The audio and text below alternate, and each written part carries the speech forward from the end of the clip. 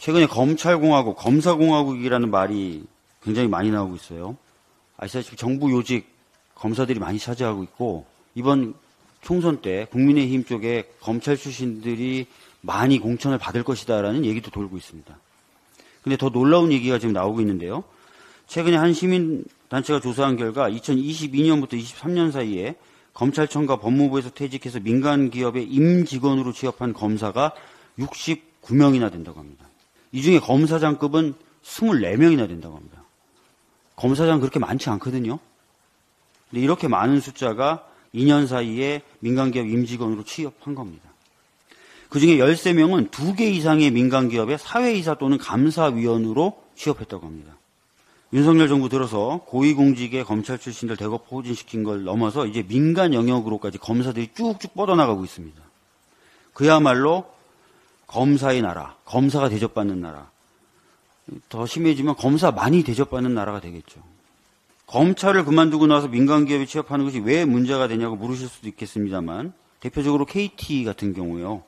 일감 몰아주기, 보훈투자 등의 의혹으로 경영진이 배임 혐의 등의 수사를 받고 있는데, 작년 11월 30일 이용복 전 서울 남부지검 형사 1부장이 부사장이자 법무실장으로 임명됐습니다. 또한 올해부터는 추의정 전 검사가 전무급으로, 허태원 전 검사도 상무급으로 KT에서 일하기 시작했습니다. 이분들은 방패가 되겠죠. 이 기업의 부정부패에 대한 수사를 막는 방패가 되겠죠.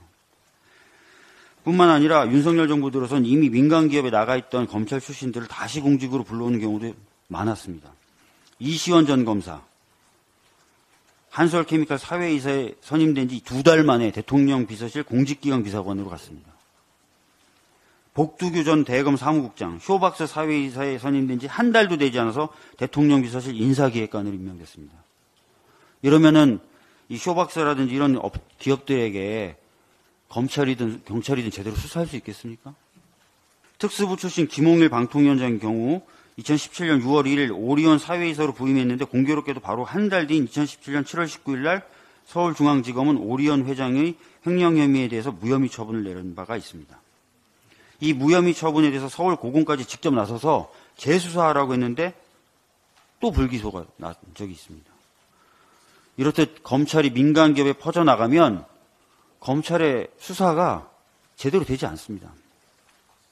법조계에서는 최근에 이런 현상들이 두드러지는 걸 두고 소위 검찰 중심의 전관 시장이 열렸다라는 소문이 파다합니다. 그 누구보다 엄정한 중립성을 요구하는 검찰들이 수사 대상이 될 수 있는 기업에 마구잡이로 취업을 하고 그리고 나서 다시 회전문 인사로 공직에 또 들어가고 정치권으로 출마하고 검사 많이 대접받는 나라가 오기 전에 저희 민주당이 멈춰 세우겠습니다. 이상입니다.